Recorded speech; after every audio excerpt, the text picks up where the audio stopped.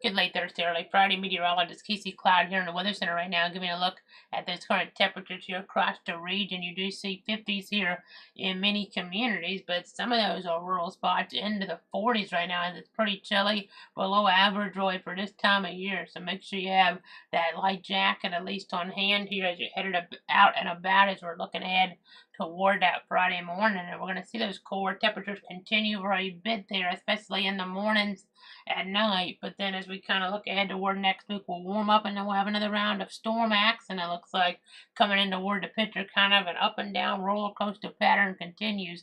And you have that El Nino in this time of year. So not something out of the ordinary in this type of really regime here in terms of the overall weather. But we'll just continue to kind of keep our eyes on everything here. I know the radar is clear at least. No precip here on the view. As I go ahead and zoom out a little bit, you do see eventually as we get toward areas of Tennessee and North Carolina, some rain maybe mixing there in the higher elevations with some wintry precip. So that's kind of interesting there. I know it's really breezy on that Thursday. We're going to see that continue on that Fridays here toward our local area.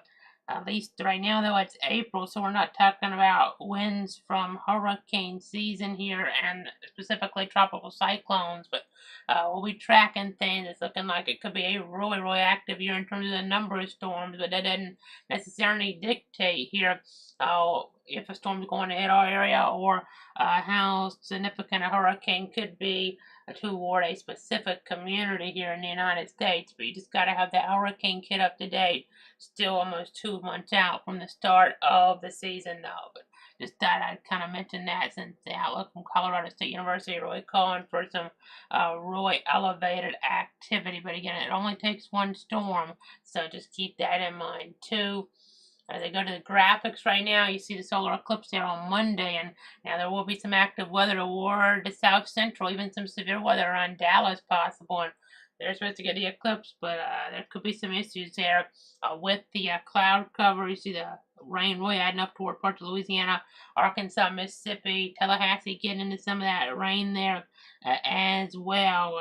But only maybe more like 1.5 but to 2 inches there versus 4 or 5 inch type totals you're seeing toward Jackson, Mississippi. You see toward Stark here about 1/4 of an inch or so, and even less as we get toward the first coast. But you know, you can go to clutter.com/radar for an interactive look at things. We're not on the air here, and then as I go ahead and tell you now, the solar eclipse here, that total solar eclipse now, we'll have a total one here in 2045, but we'll still get a lot of it on that Monday. Just make sure you have those eclipse glasses on, as you won't be able to take those off as you're looking toward the sun here now, out toward that path there that's in purple on the screen toward parts of Texas, Arkansas, Missouri, Illinois, Indiana, Ohio, Pennsylvania, New York State. You kind of get the idea. You will be able to take them off now. Hopefully you'll actually be able to see, and that's only when you have totality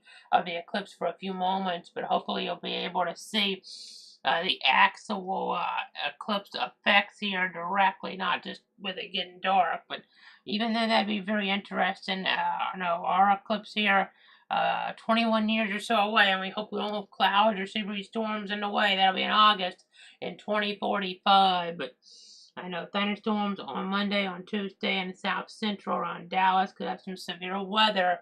So that's something to keep our eyes on here and interaction to that. You see, right now it looks like we're looking pretty good in most of our area for seeing the eclipse, or maybe even better than what it looked like last year for our partial eclipse viewing then. Now that wasn't a total solar eclipse, it was an annular solar eclipse then, so nobody actually got the full effect. Folks like around Dallas, Little Rock will have that full effect. Indianapolis, it's just a matter if they can see it or not here.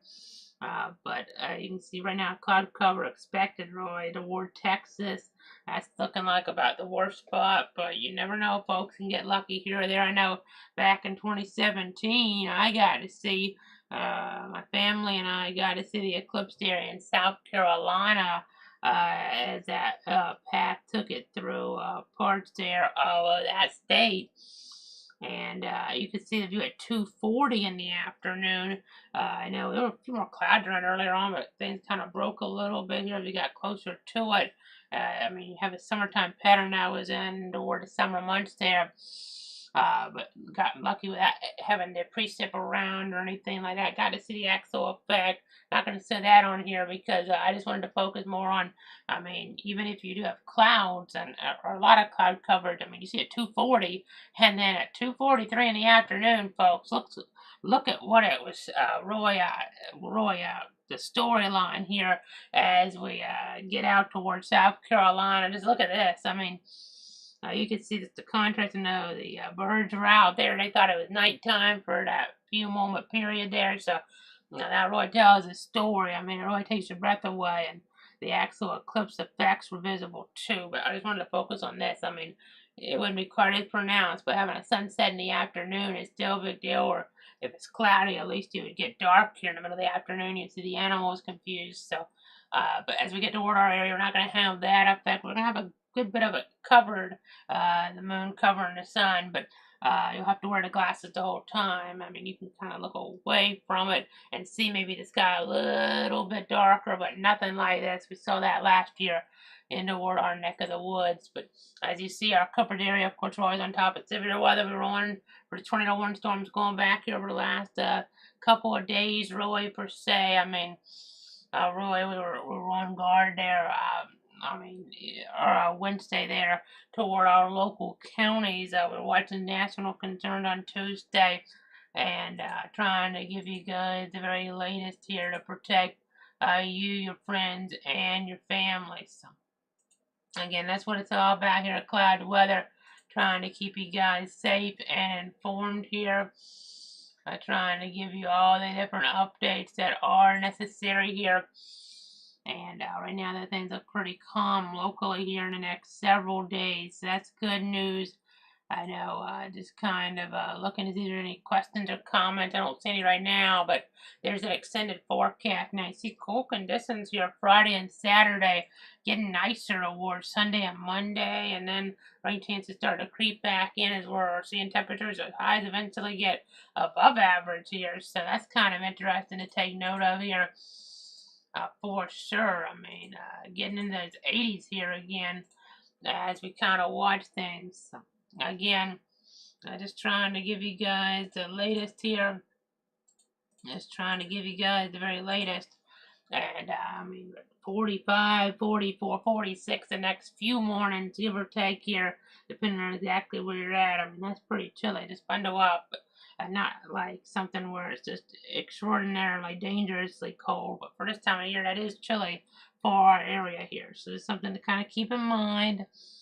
I know, just kind of getting that view here. I know the Clay County Fair is in full force now as we're looking out toward the Green Cove Springs, and the weather looks pretty good for the weekend here.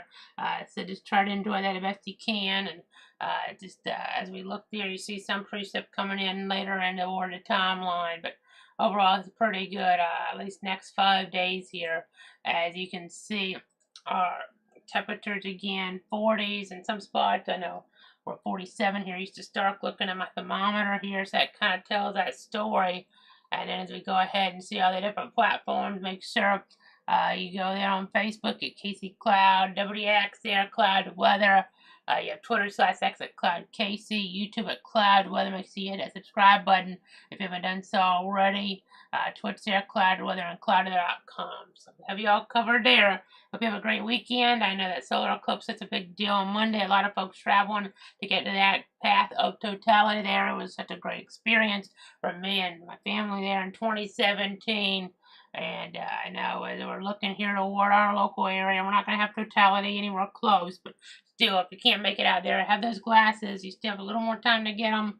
Not a lot, but make sure those are the ones that are certified there to look at this, and then you're able to look at that for a bit there and kind of get an idea of what it looks like when the moon goes in front of the sun. I mean, next time there'll be a total one in the U.S. is 2044, and that's way up north.